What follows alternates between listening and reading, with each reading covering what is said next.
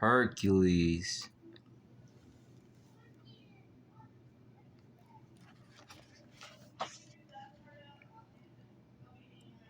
This is the story of Hercules, a great hero and the strongest man who ever walked the earth.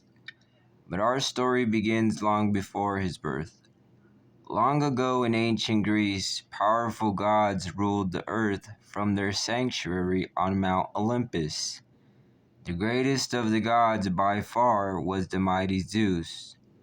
Zeus organized the rest of the gods to conquer the evil Titans, gigantic troublemakers who had caused great chaos, tormenting the people with catastrophic earthquakes, tidal waves, and volcanic blasts. But now the Titans were safely locked away, or they could do no more harm. Under the wise guidance of Zeus, the earth was a peaceful and orderly place, and people were happy, so were the gods. So of course there was a great celebration when a son was born to Zeus and his beautiful wife. The goddess Hera, the baby Hercules, was bathed in a heavenly glow and wore a gold medallion. When news of Hercules' birth spread, all of the gods and goddesses gathered at Zeus's palace to admire the new baby and to shower him with the mountain of fabulous gifts. Zeus was very proud of his son. Zeus was very proud of his son.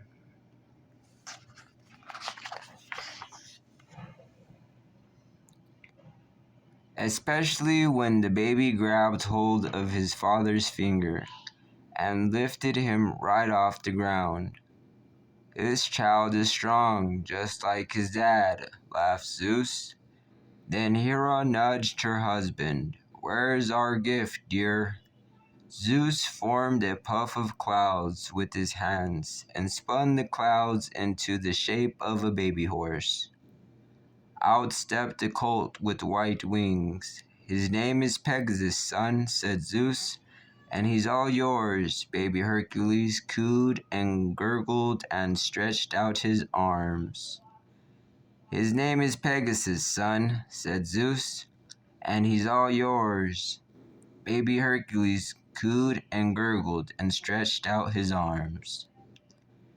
Meanwhile, Hades, god of the underworld, had arrived at the party and was watching with a fierce scowl. Hades was not exactly crazy about Zeus and his happy little family.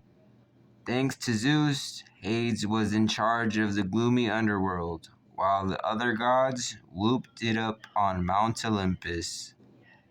He had to spend his time surrounded by a bunch of lost souls and deadheads.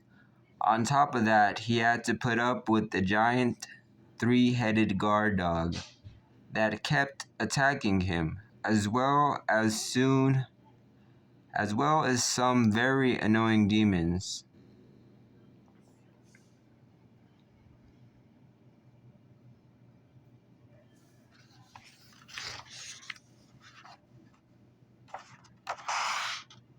So by the time Hades got home to the underworld, he had figured out what he wanted: revenge.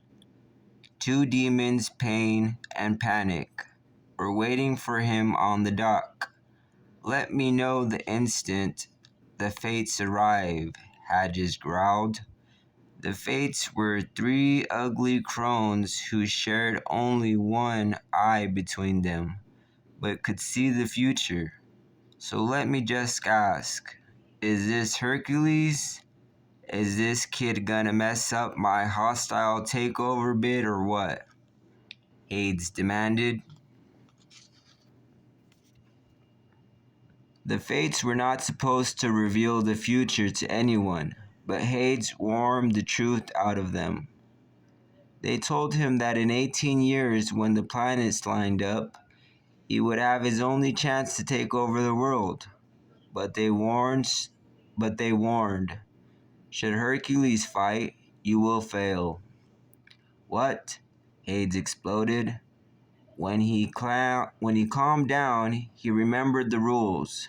No one could kill a god. Gods are immortal. He would have to make Hercules mortal. So he gave the demons Pain and Panic a magic potion and sent them off to kidnap the baby Hercules. Hercules found the ride through the night air quite a lot of fun.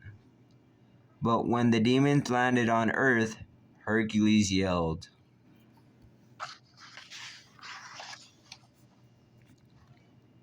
Hercules' cry awakened a farmer and his wife, and they dashed outdoors to see what was going on. "Who's there?" the farmer called into the darkness.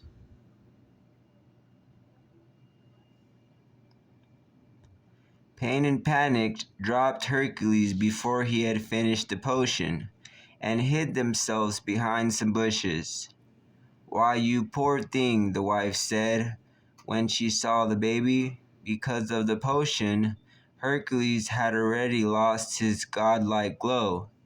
He looked like a normal baby, and the couple had been praying for a child for a long time. Amphitryon. For so many years we prayed to the gods to bless us with a child. Perhaps they've answered our prayers, the farmer said. Then he noticed the gold medallion the baby wore. "Hercules," he read. Pain and Panic knew they had to finish their job, but when they changed into the snakes and slithered out from the bushes to attack the farmer and his wife, baby Hercules snatched them up by their snaky tails, tied them together in a knot, and hurled them screaming far into the distance. The farmer and his wife stared at him in amazement. Panic said, "Hades is gonna kill us when he finds out what happened." "You mean, if he finds out," said Pain.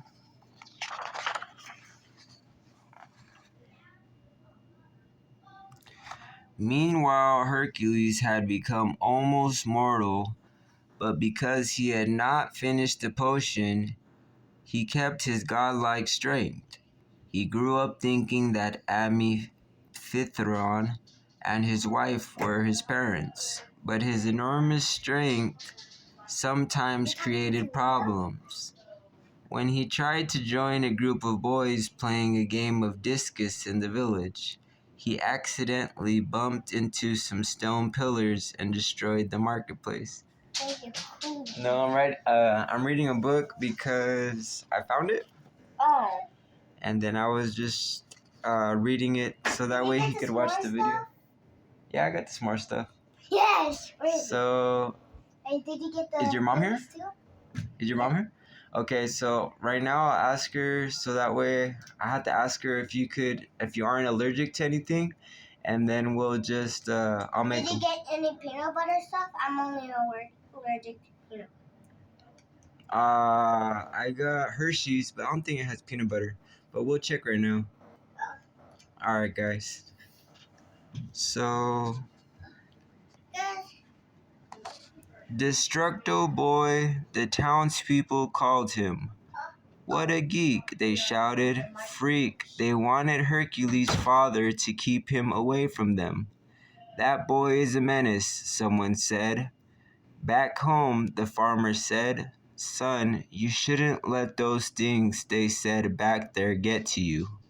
"But Pop, they're right. I am a freak." Hercules hung his head. "Sometimes I feel like I really don't belong here. Like I'm supposed to be someplace else." The farmer and his wife knew it was time to tell Hercules the truth. They told him how they had found him as a baby, and they showed him the gold medallion. "This was around your neck when we found you. It's the symbol of the gods." Hercules realized that he had to find out where he came from to find a place where he fit in. Maybe the gods have the answers, he said. He put the medallion around his neck and said goodbye to the only parents he knew. You're the greatest parents anyone could have, but I gotta know.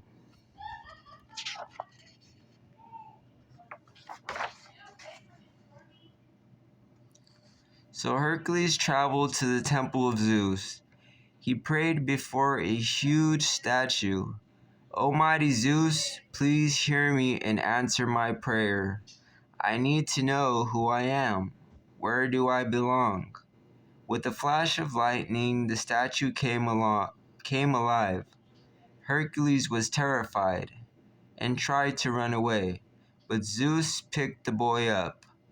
Is this the kind of hello you give your father? Zeus said. Hercules was astonished. Father, he stammered.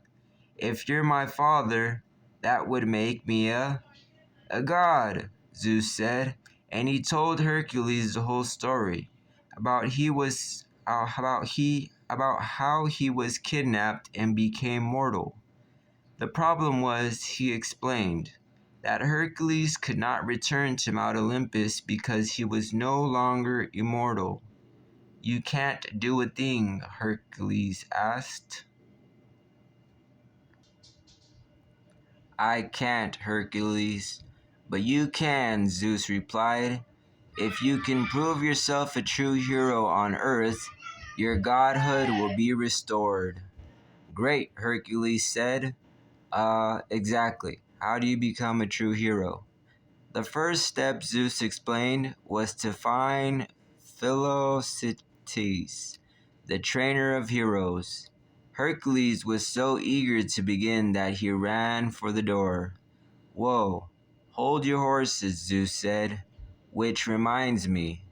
Zeus whistled, and a great white winged horse flew in from the sky.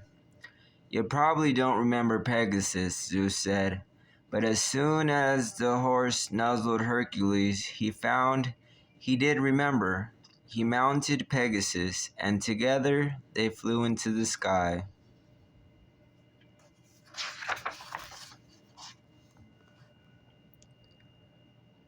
Philoctetes was a tubby little fellow with the horns and hind legs of a goat. Call me Phil, the satyr said. I need your help, Hercules said. I want to become a hero, a true hero. Sorry, kid, I can't help you, Phil said. 2 words, I am retired. Phil was tired of training heroes. They all ended up disappointing him. But he changed his mind when Zeus hit him with the lightning bolt. So the next day, Hercules began learning all of the skills a hero needs, and he and Phil became good friends. After months of training, it was time for Hercules to test his skills in real life. We're going to Thebes, Phil said. It's a big, tough town, good place to start building a rep. But on the way, Hercules and Pegasus heard of the cry of a damsel in distress. Hercules rushed to help her. The young woman was struggling to free herself from the clutches of a huge, shaggy centaur, half man and half horse.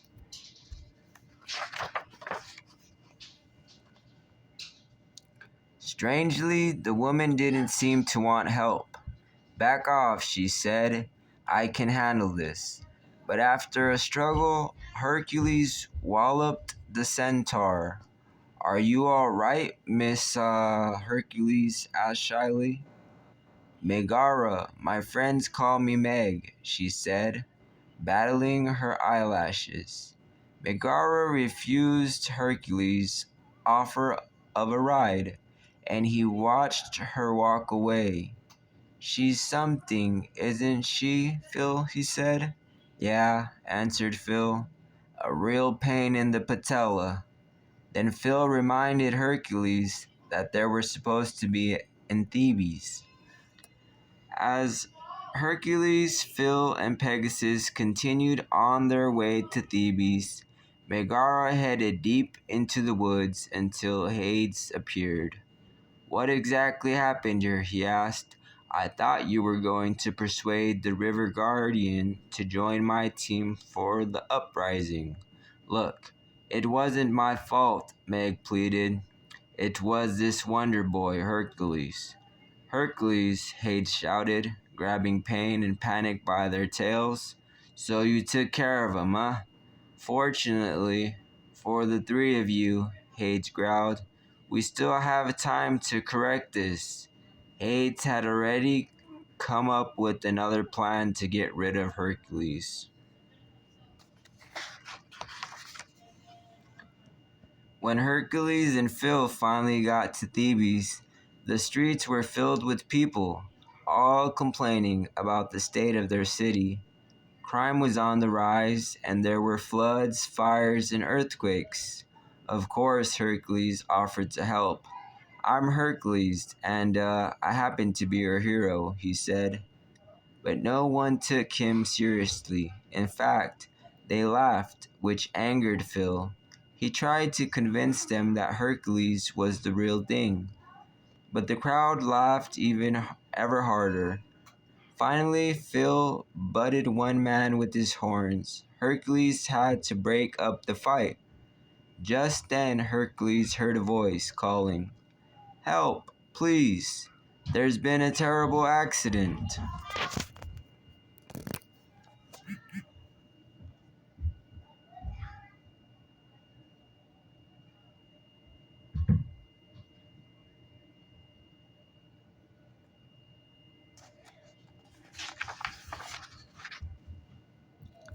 "It was Meg," she explained, "that two little boys had been trapped by a rock slide. They climbed onto Pegasus and flew to where the boys were pinned beneath a gigantic boulder.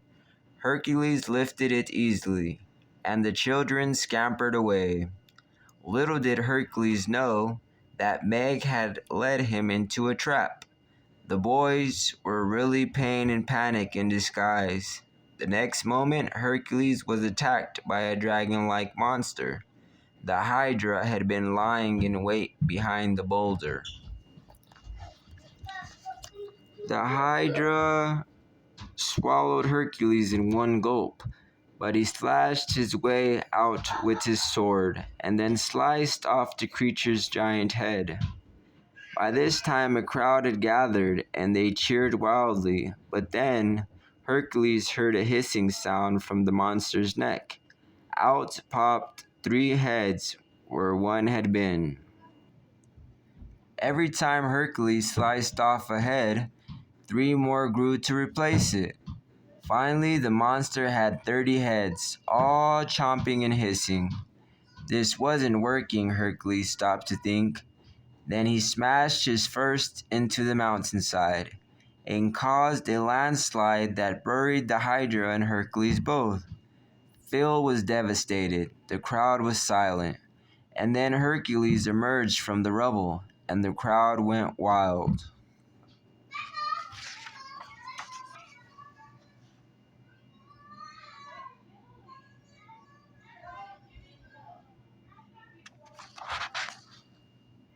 From the day on, people cheered when Hercules rode past. The merchants of Thebes sold souvenirs depicting his victory. Hercules continued his heroics, battling monsters and overcoming disasters wherever he found them, his faithful friend Phil at his side. After a string of successes, Hercules felt certain he had proven himself. So he and Pegasus traveled to Mount Olympus to see his father. Zeus looked pleased with what Hercules reported. "You're doing great, son," he said. "I've been waiting for this day a long time." Hercules said, "What day is that, son?" asked Zeus. "The day I rejoined the gods." A shadow crossed Zeus's face. "My boy, I'm afraid being famous isn't the same as being a true hero." "What more can I do?" "Look inside your heart," said Zeus. Hercules was frustrated. He lost interest in the job of being a hero. So when Meg showed up and suggested that he play hooky from the hero business for a day, Hercules was happy to agree. He never suspected that Hades was behind her visit.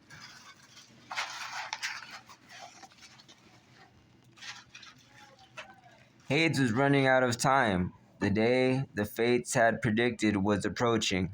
The day the planets would be in perfect alignment and Hades could take over the world. Only Hercules stood in his way, and Hades still had not discovered the hero's fatal weakness. In fact, so far Hercules had evaded every trap Hades had set for him. Meg had enough of helping Hades. "I've done my part," she said. That's when Hades reminded her that she had sold him her soul. He offered Meg her freedom in return for her cooperation. So, Meg had set out to discover Hercules' fatal weakness, but her heart wasn't in it. Hercules and Meg spent a glorious day together, wandering through his gardens and chatting. By evening, Hercules knew he was falling in love with her and confessed his deepest hopes and fears.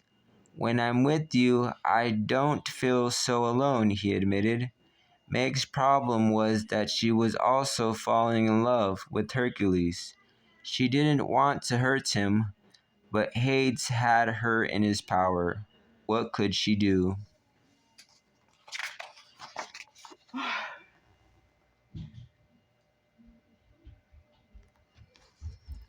"Get yourself another girl," Meg told Hades, but Hades wouldn't allow Meg to stop working for him. And Phil happened to hear enough of the conversation to figure out that Meg had been working for Hades. He raced to warn Hercules. "She's a fraud," Phil cried. "She's nothing but a two-timing, no-good lying—" "Shut up," Hercules shouted. Phil stormed off. That's it. So Hercules was alone when Hades showed up with Meg, tightly bound in chains of cloud. "Give up strength for about 24 hours, Hades said, and Meg here is as free as a bird and safe from harm." Hercules couldn't bear to see Meg suffer. He agreed to the deal, and the next thing he knew, Hades had drained the power from his body. As he released Meg, Hades told Hercules that she had been working for him all along.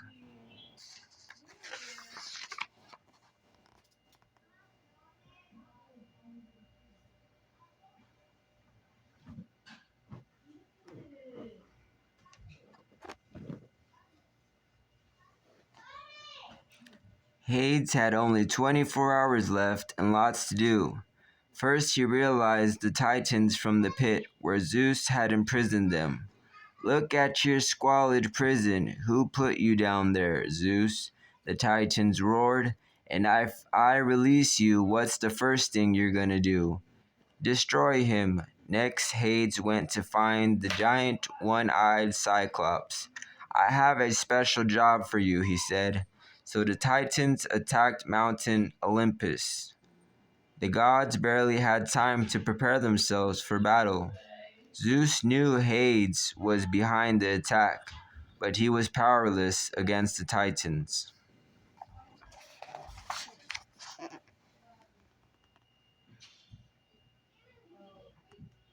The Cyclops was on the rampage in Thebes, and the terrified citizens called for help as they tried to get away from the monster.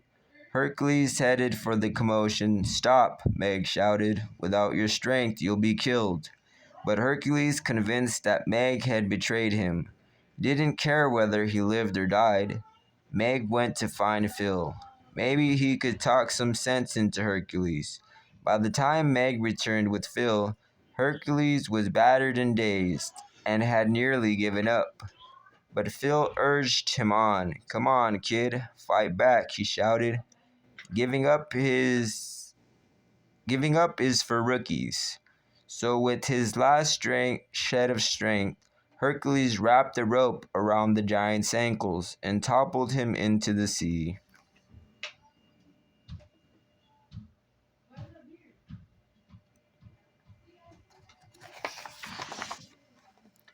As the Cyclops fell, he knocked over two huge columns. Hercules, look out, Meg cried, pushing Hercules out of the way. One column fell on Meg, pinning her underneath it. As Hercules strained to move it, he felt his strength returning. It was because Hades had broken his deal. He had promised Meg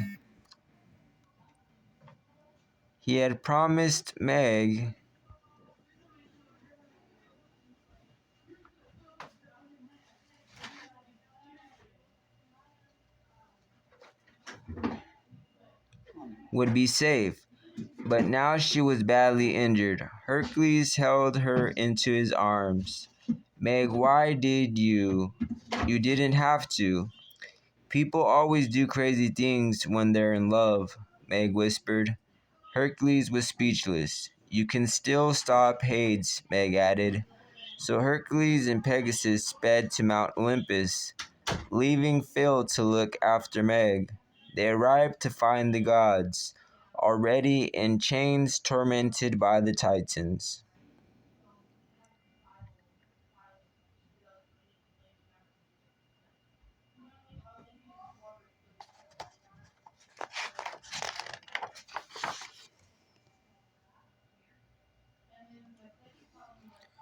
Hercules broke the gods' bond, saying, "This ought to even up the odds." Then he smashed through the frozen lava that imprisoned Zeus. "Thank you, my boy," Zeus said. "Now watch your old man work." Grabbing a load of thunderbolts, he hurled them at the Titans. The Titans shrieked and tried to scatter, but Hercules hurled them into space. An angry Hades watched from his chariot. "At least I got one swell consolation prize," he called to Hercules. "A friend of yours who's dying to see me." Meg, Hercules jumped onto Pegasus, praying he wouldn't be too late.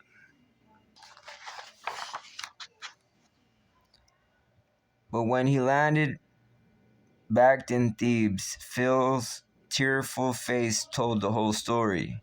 Meg was dead. "I'm sorry, kid, but there's some things you just can't change." "Yes, I can," Hercules vowed. Back in the underworld, Hades was still fuming about his defeat when the gates of the throne room burst open, and in came Hercules riding on the three-headed watchdog, Cerberus. "Where's Meg?" Hercules demanded. Through an archway, he caught sight of a swirling mass of souls, Meg among them. He reached out his hand, but pulled back in horror. His hand had begun to age. "You like making deals," Hercules said. "Take me in Meg's place." Hades considered. "Okay, you get her out, she goes, you stay." Hercules dived into the pit of death. As he swam after Meg, his body aged until he was hardly more than a skeleton. Then, to Hades' amazement, Hercules' body turned back to normal and began to glow. He emerged from the pit carrying Meg's soul. "You can't be alive," Hades said. "You'd have to be." "A god," chimed Pain and Panic.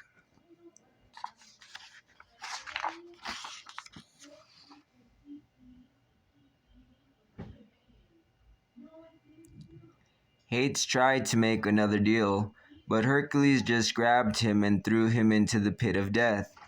Hercules guided Meg's spirit back to her lifeless body. As Phil and Pegasus looked on, her eyelids fluttered, then opened. Hercules helped her to her feet. As they held each other, lightning bolts struck the ground around them, and a cloud billowed beneath their feet. The cloud rose slowly upward and carried them to the gates of Mount Olympus. As Hercules started up the stairs, all the gods gave him a standing ovation. The goddess Hera greeted him. "Hercules, we're so proud of you." The goddess hugged him. "You were willing to give your life to rescue this young woman," she said. "For a true hero isn't measured by the size of his strength, but by the strength of his heart," Zeus said. "Now at last, my son, you can come home."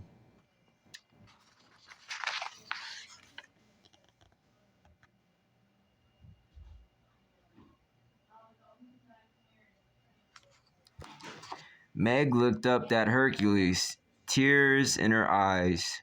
"Congratulations, Wonder Boy. You'll make one heck of a god." Hercules had always dreamed of this moment, but it took him only a heartbeat to make his decision. He turned to his father. "A life without Meg, even an immortal one, would be empty," he said. He took Meg's hand, and she brightened through her tears. "I wish to stay on Earth with her. I finally know where I belong." Zeus and Hera were disappointed at losing their son, but they respected his wishes. In the heavens, Zeus formed a new constellation of stars in the sky to honor his heroic son.